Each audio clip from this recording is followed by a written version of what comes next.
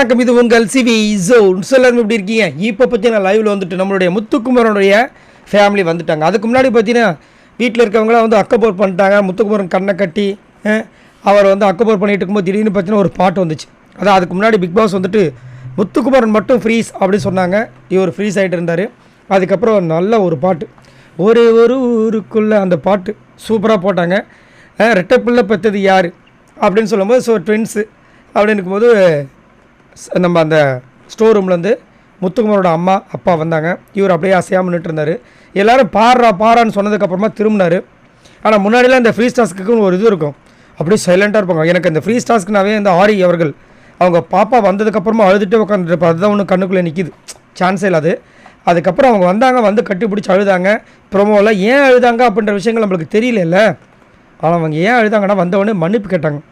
ஏன்னா நீ சொன்னதுக்கப்புறமா தானே எனக்கு தெரியும், நீ சொன்னதால தானே எனக்கு புரிஞ்சுது. அப்பா நான் உன்னை ரொம்ப தப்பாக நினச்சிட்டேன், உன்னோடைய ஆசையெல்லாம் கெடுத்துட்டேன் அப்படின்னு சொல்லிட்டு என்னை மன்னிச்சிடுப்பா, நான் உன்னை ஒழுங்காக வளர்க்கலப்பா அப்படின்னாங்க. எதுக்காக அப்படின்னா அவர் வந்து அவருடைய லவ் விஷயத்தை சொன்னார் பார்த்தீங்களா. எப்பயுமே இது வரைக்கும் நான் எங்கேயுமே சொன்னதில்லை, இப்போ நான் சொல்லணும்னு ஆசைப்பட்றேன்னு சொல்லிட்டு அவருடைய அந்த காதலி விஷயத்தை வந்து சொல்லி வீட்டில் சொல்கிறதுக்கு பயந்துக்கிட்டு அது அப்படியே போயிருக்கோம். இப்போ அவங்க வந்து கல்யாணம் ஆகிடுச்சு, அவங்களுக்கு குழந்தை பிறந்துச்சு. என் குழந்தைய நீ தாங்குவியா தூக்குவியான்னு கேட்டாங்கன்னு சொல்லிட்டு நிறைய ஒரு உருக்கமான ஒரு லவ் ஸ்டோரி சொல்லியிருப்பார். அப்போ வந்து எனக்கு வந்துட்டு கல்யாணம் ஆகிற வயசும் கிடையாது, கையில் காசும் கிடையாது, அப்படி இப்படின்னு சொல்லியிருப்பார்.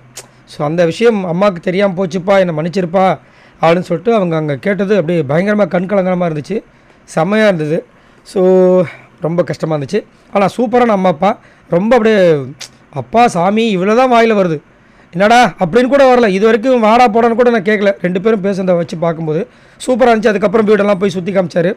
எல்லாருமே வந்து ஆவலாக இருந்தாங்க. ஏன்னா முத்துக்குமரன் அவ்வளோ பேச்சு பேசுகிறாரு, அவங்க அம்மா அவங்க அப்பா எப்படி பேசுவாங்கன்னா முத்துக்குமர் மட்டும்தான் பேசுகிறாரு. மற்றவங்க ரெண்டு பேருமே ரொம்ப அப்புறாமி. அதுலேயே அவங்க அப்பா சுத்தம் ரொம்ப சாஃப்டான டைப்பில் இருக்குது, அவங்க அம்மா ரொம்ப நல்லவங்க. சூப்பராக இருந்துச்சு. ஸோ நீங்கள் உங்களோட கருத்தை சொல்லுங்கள், உங்களுக்கு முத்துக்குமரன் எவ்வளோ பிடிக்கும் மறக்காமல் கமெண்ட்ஸ் பண்ணுங்கள். பாய் நண்பர்களே.